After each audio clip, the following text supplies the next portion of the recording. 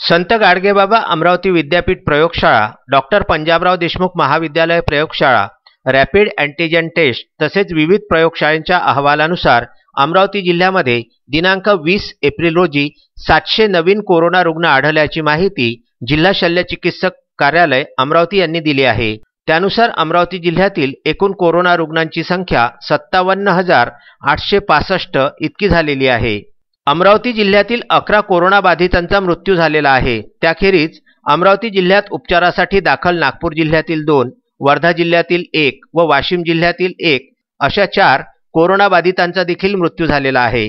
दिनांक 20 एप्रिलच्या मध्यान्होत्तर अहवालानुसार एकूण कोरोना पॉझिटिव्ह रुग्णांची संख्या 700, दाखल असलेल्या रुग्णांची संख्या 1722, अमरावती महापालिकेच्या अंतर्गत गृहविलगीकरणामध्ये असलेल्या एकूण रुग्णांची संख्या 1136, तर ग्रामीण गृहविलगीकरणामध्ये 2975, एकूण मृत्यू 11 आणि आतापर्यंत एकूण तपासण्यात आलेल्या नमुन्यांची संख्या 3,84,901 इतकी आहे।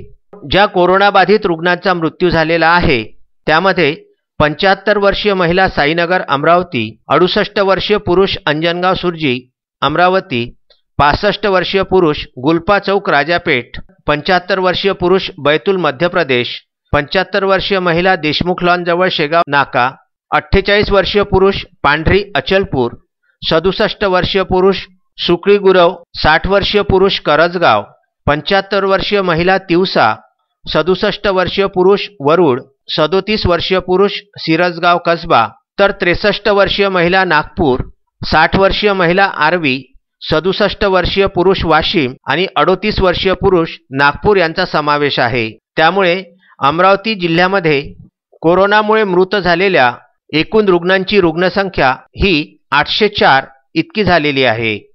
Vidarbha news bureau, Amravati.